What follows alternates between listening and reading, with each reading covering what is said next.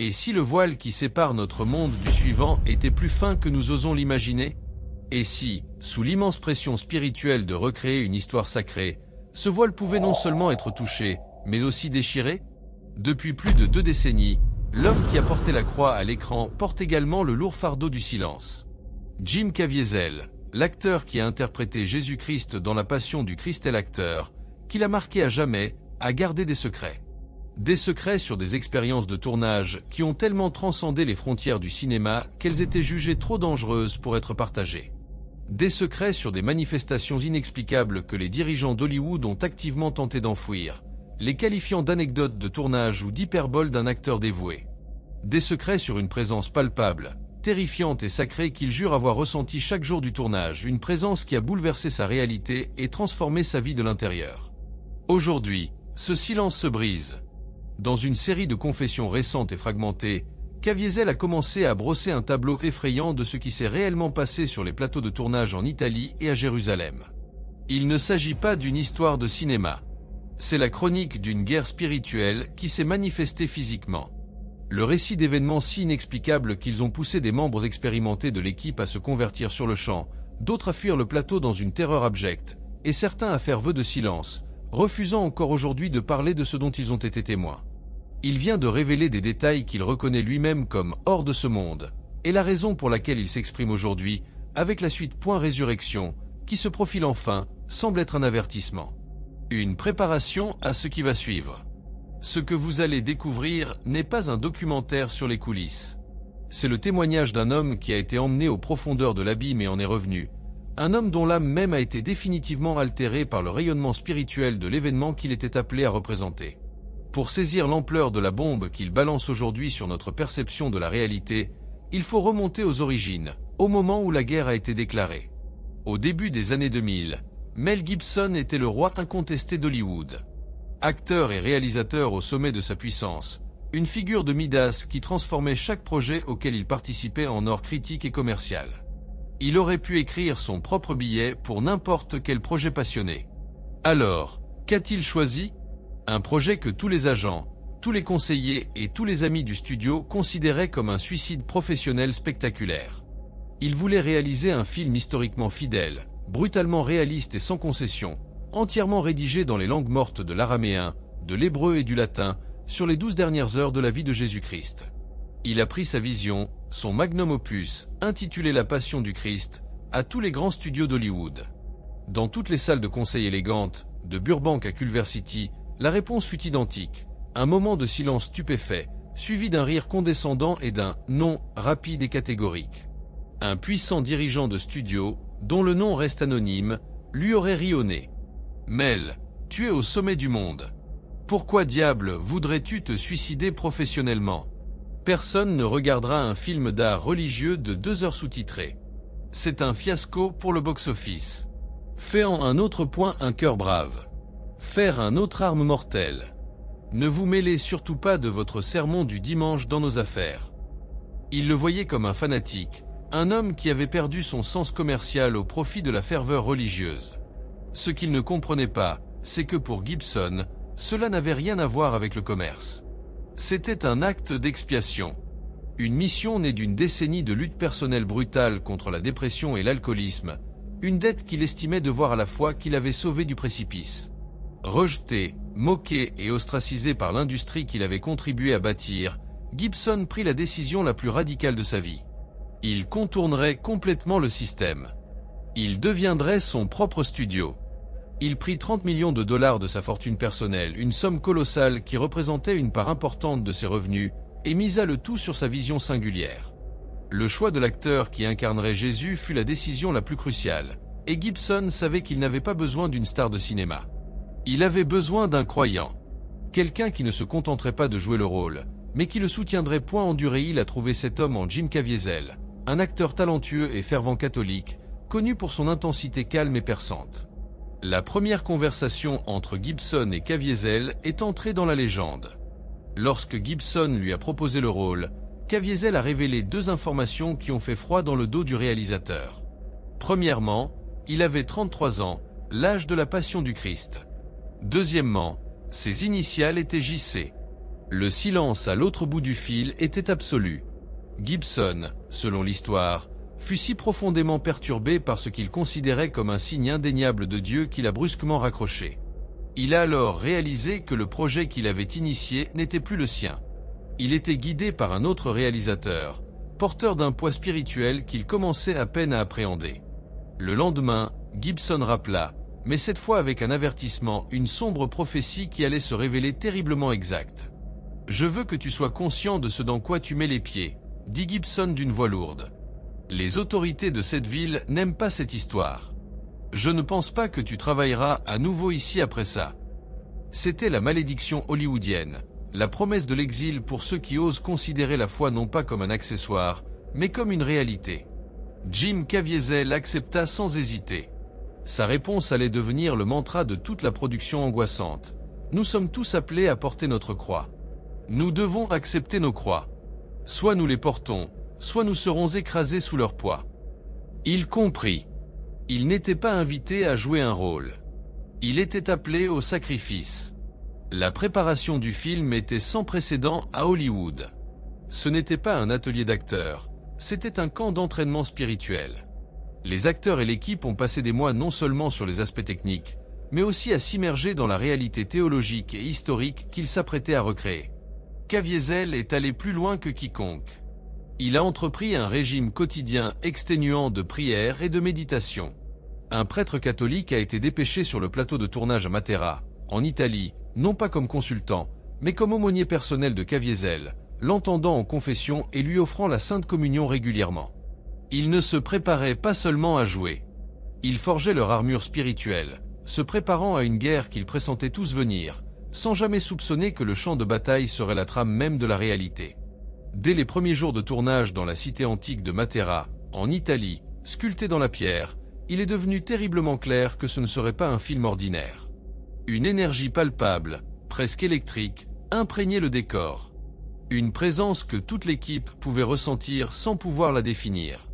C'était comme si les pierres mêmes de la ville, dressées depuis des millénaires, reconnaissaient la gravité de l'histoire qui leur était racontée. La frontière entre performance et réalité s'est presque immédiatement estompée, non seulement pour les acteurs, mais pour tous les acteurs. Des membres de l'équipe, expérimentés et cyniques, machinistes, chefs électriciens, cadreurs, qui avaient tout vu de l'industrie cinématographique ont commencé à relater des expériences étranges et profondément personnelles. Certains ont raconté s'être réveillés au milieu de la nuit avec des rêves saisissants et précis des événements bibliques qu'ils devaient filmer le lendemain, et avoir été témoins de conversations et de détails qui ne figuraient pas dans le scénario. D'autres, sans aucune origine religieuse, se surprenaient à fredonner des hymnes anciens qu'ils n'avaient jamais entendus, ou à se réveiller avec des versets bibliques précis et obscurs résonnant dans leur esprit. La maquilleuse principale du film, habituée d'innombrables superproductions hollywoodiennes, a plus tard avoué dans une petite publication chrétienne qu'à certains moments, lorsqu'elle regardait Caviezel sur la chaise de maquillage, se préparant à appliquer les horribles prothèses de la flagellation, elle voyait quelqu'un d'autre la regarder à travers ses yeux. Ce n'était plus Jim, a-t-elle raconté, la voix tremblante encore des années plus tard. C'était comme si une présence très ancienne, très puissante et profondément triste regardait derrière son visage. C'était terrifiant, et c'était sacré. J'ai dû m'absenter de la pièce plus d'une fois pour pleurer. Jim Caviezel lui-même était l'épicentre de ce tourbillon spirituel. Durant le tournage des scènes les plus intenses, notamment l'agonie dans le jardin et la flagellation au pilier, il entrait dans des états profonds de prière et de contemplation qui pouvaient durer des heures. Il ne se contentait plus de jouer la comédie, il méditait sur la souffrance qu'il représentait avec une intensité qui stupéfiait l'équipe. Ils apprirent à respecter ces moments, à se mouvoir autour de lui avec un profond respect, conscients qu'il se passait quelque chose de profond, transcendant la simple méthode d'interprétation. Mel Gibson observait tout cela avec un mélange d'émerveillement et de crainte sacrée, comprenant que le film se réalisait désormais tout seul, qu'il n'était que l'intendant d'un événement bien au-delà de son contrôle ou de sa vision initiale. Mais c'est lors des tournages clandestins à Jérusalem que se sont produits les événements les plus troublants et les plus irréfutables, des événements que Jim Caviezel n'a décidé de révéler pleinement qu'aujourd'hui, en 2025. Peu de gens savaient alors que Gibson, dans un acte de foi audacieuse, avait organisé des tournages nocturnes secrets et non autorisés en Terre Sainte. Loin des regards des médias et des touristes indiscrets, il a emmené une équipe réduite sur les lieux mêmes où les événements bibliques s'étaient déroulés 2 millénaires plus tôt. C'est là, dans la géographie authentique de la Passion du Christ, que le voile entre hier et aujourd'hui, entre fiction et réalité, a commencé à se déchirer complètement. La première manifestation majeure eut lieu au jardin de Gethsémani, comme Caviezel l'a révélé dans sa dernière interview poignante. Nous tournions la scène de l'agonie, a-t-il raconté d'une voix basse et mesurée, comme s'il revivait un traumatisme. J'étais agenouillé parmi les oliviers centenaires. Certains de ces arbres sont assez vieux pour avoir été là cette nuit-là, pour avoir assisté à la prière du Christ. Alors qu'il s'agenouillait, se préparant pour la scène, une vague de chagrin authentique et écrasante le submergea, un poids spirituel si immense qu'il crut être physiquement écrasé. Soudain, poursuivit-il, toutes les lumières artificielles du plateau, les lumières principales, les lumières d'appoint, tout s'éteignirent simultanément. L'équipe technique sombra dans une panique contrôlée, vérifiant les générateurs, les câbles et les disjoncteurs, à la recherche d'une panne électrique logique. Ils n'en trouvèrent aucune. L'équipement fonctionnait parfaitement. Pourtant, ils furent plongés dans une obscurité quasi totale, seulement troublés par les lumières lointaines de Jérusalem. La suite des événements laissa tout l'équipage sans voix. Selon Caviezel, corroboré par plusieurs membres d'équipage présents, une douce lumière éthérée commença à émaner du sol autour de lui. C'était une lueur bleutée et phosphorescente, expliqua Caviezel, peinant à trouver ses mots. Ce n'était pas une lumière physique au sens où nous l'entendons. Elle ne projetait pas d'ombre. C'était comme si la terre elle-même irradiait une énergie divine. Elle pulsait, comme un battement de cœur. La température autour de lui chuta drastiquement, créant une brume visible dans l'air froid de la nuit, mais il se sentait enveloppé d'une chaleur indescriptible. Les techniciens du son, qui surveillaient les flux audio, captèrent quelque chose d'encore plus troublant. Durant cette séquence de lumière inexplicable, sans qu'aucun acteur ne parle, leurs micro-perches sensibles enregistrèrent plusieurs voix chuchotant dans un araméen ancien et fluide. L'analyse ultérieure des enregistrements par des linguistes révéla que les voix récitaient parfaitement des psaumes de lamentation de l'Ancien Testament. Personne sur le plateau ne parlait couramment la langue. C'est également pendant le tournage de cette séquence que Caviezel fut frappé par la foudre. L'équipe vit un éclair jaillir du ciel et frapper l'acteur, le faisant s'embraser des deux côtés de la tête. Mais ce qu'il n'avait jamais révélé auparavant, c'est qu'à la fraction de seconde de l'impact, il eut une vision. J'ai vu à travers les yeux du Christ, confessa T.I.L. pour la première fois, la voix brisée. Pendant quelques secondes, j'ai ressenti la perspective divine. J'ai vu l'humanité tout entière, chaque âme qui avait vécu et vivrait un jour. J'ai vu toute leur douleur, toute leur joie, tout leur amour et toute leur souffrance se produire en un instant unique et simultané. C'était la chose la plus bouleversante et la plus belle que j'ai jamais vue. C'était le poids de l'amour. L'incident le laissa gravement brûlé et nécessita une opération à cœur ouvert des mois plus tard, mais la vision resta gravée à jamais dans son âme. La manifestation physique la plus choquante, cependant, eut lieu pendant le tournage de la crucifixion sur une colline désolée près du site traditionnel du Golgotha. J'étais sur la croix pendant des heures, a révélé Caviezel. La souffrance physique causée par la luxation de mon épaule et l'hypothermie était immense. Mais quelque chose d'autre s'est produit. Il a décrit comment, plusieurs heures après le début du tournage, il s'est mis à saigner du côté droit, exactement à l'endroit où la lance du centurion romain avait transpercé le flanc du Christ. Aucun objet ne m'avait blessé, a-t-il souligné. Le maquillage et les prothèses étaient sur mon dos et mon visage. Mon flanc était sain. La blessure est simplement apparue. Une incision précise et nette, d'environ 3 cm de long, qui s'est mise à saigner abondamment. Les médecins du plateau étaient déconcertés. Ils se sont précipités vers lui, ont photographié et documenté la blessure, mais ils n'ont pu fournir aucune explication médicale à son apparition soudaine.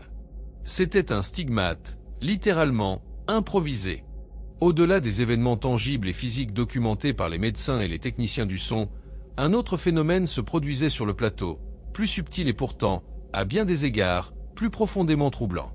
Ce que Caviezel appelait les présences. Pendant les tournages de nuit à Jérusalem, un sentiment omniprésent d'être observé s'est emparé de toute l'équipe. Ce n'était pas la paranoïa du travail à l'étranger ni l'épuisement de longues heures, c'était une sensation distincte et partagée de ne pas être seul. Il y avait des silhouettes dans l'ombre, a révélé Caviezel, le ton basculant vers une admiration sourde. Des silhouettes qui apparaissaient à la limite de votre vision périphérique. Mais quand vous vous tourniez pour regarder directement, il n'y avait rien.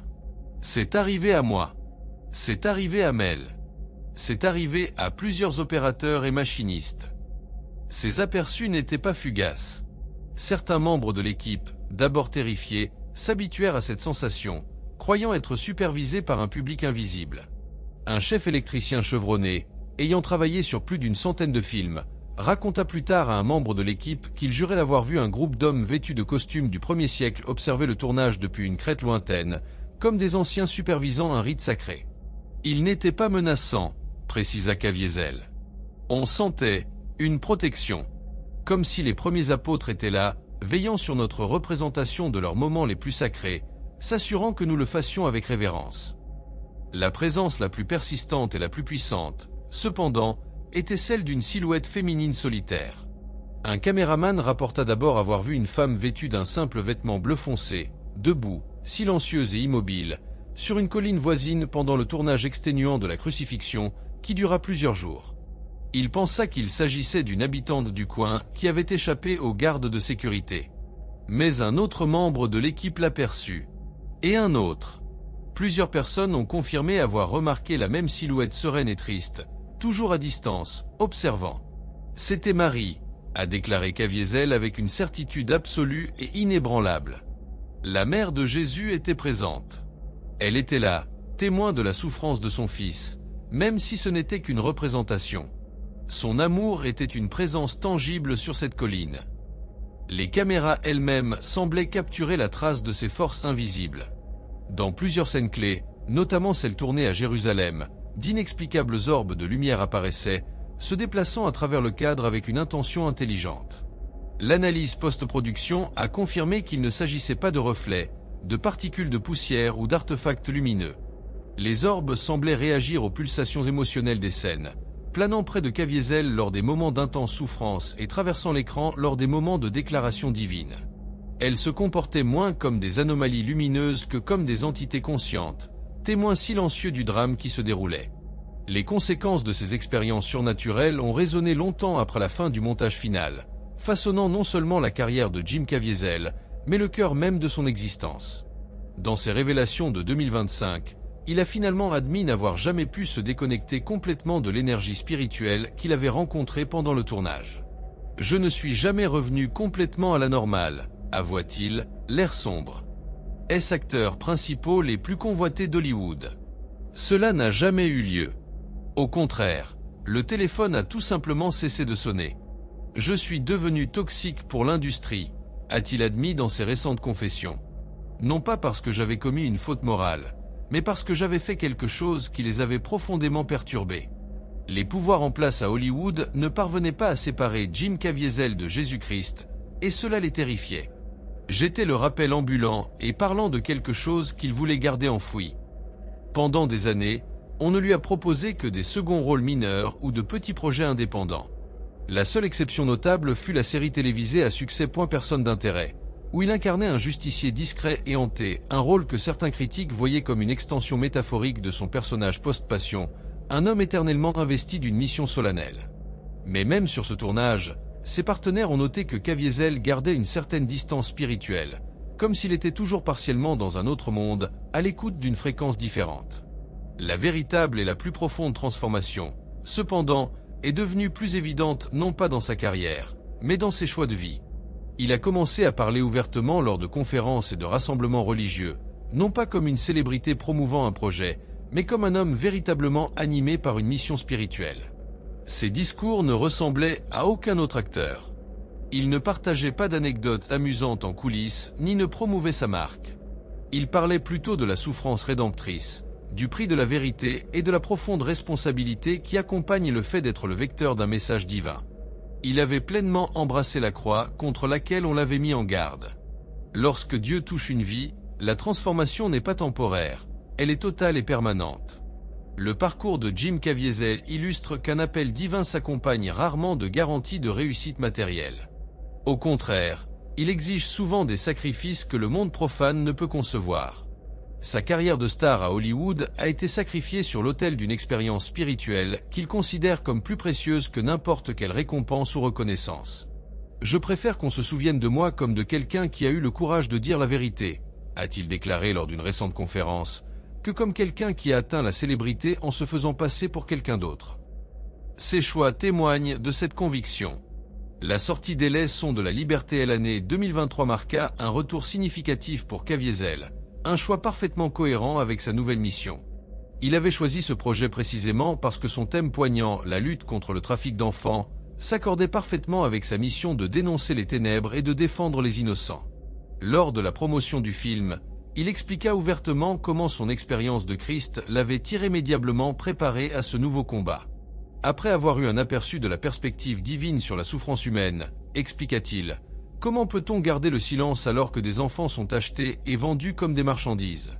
Cela devient impossible.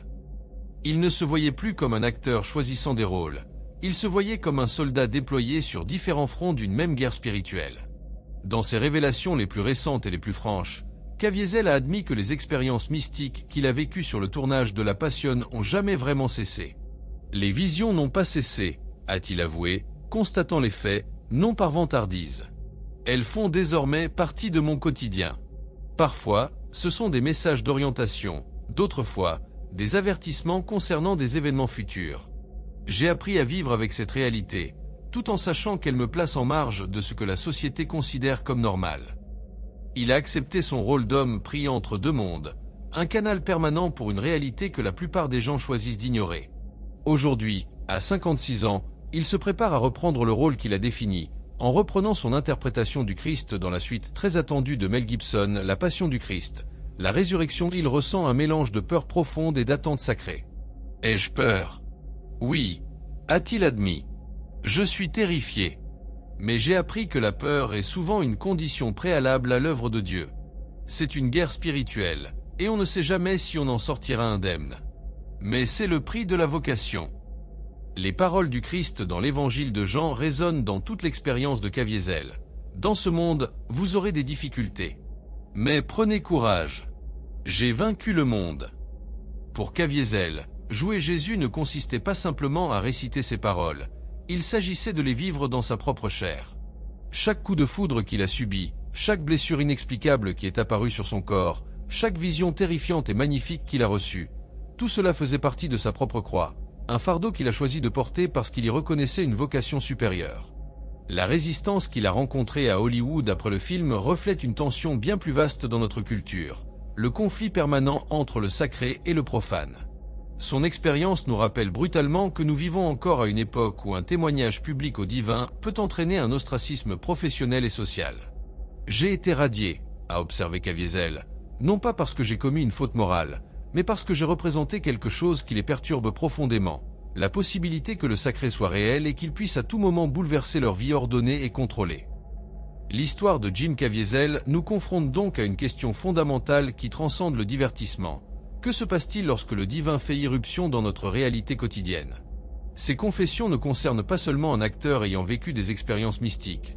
Elles concernent un homme appelé à porter une croix qui a transformé non seulement sa carrière, mais son âme.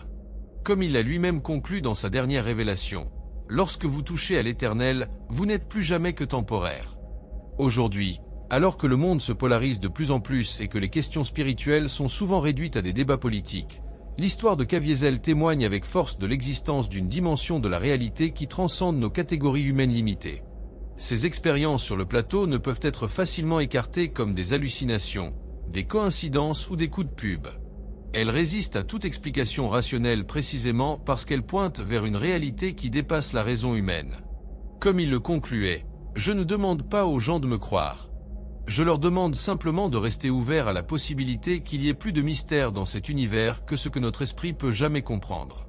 Et si, à un moment de votre vie, vous sentez que vous êtes appelé à quelque chose de plus grand que vous-même, ne reculez pas devant le regard des autres. Car, au final, le seul jugement qui compte vraiment ne vient ni d'Hollywood, ni d'aucune institution humaine. La préparation pour la Passion du Christ, la résurrection marque non seulement le retour d'un acteur dans un rôle emblématique, mais aussi le prochain chapitre d'un cheminement spirituel commencé il y a 2 décennies et qui continue de se développer. Pour ceux qui ont des yeux pour voir et des oreilles pour entendre, l'histoire de Jim Caviezel n'est pas seulement celle d'un homme qui a incarné Jésus. C'est l'histoire d'un homme transformé par l'expérience de porter, même brièvement, le poids de la croix la plus importante de l'histoire de l'humanité. Si ces révélations ont éveillé quelque chose en vous, montrez-le en aimant cette vidéo, en vous abonnant à la chaîne et en partageant dans les commentaires comment le divin s'est manifesté dans votre vie. Votre témoignage peut toucher le cœur de quelqu'un qui a besoin de ce message. Rejoignez notre communauté de chercheurs de vérité et poursuivez avec nous ce voyage de découvertes spirituelles qui peuvent changer votre vie à jamais.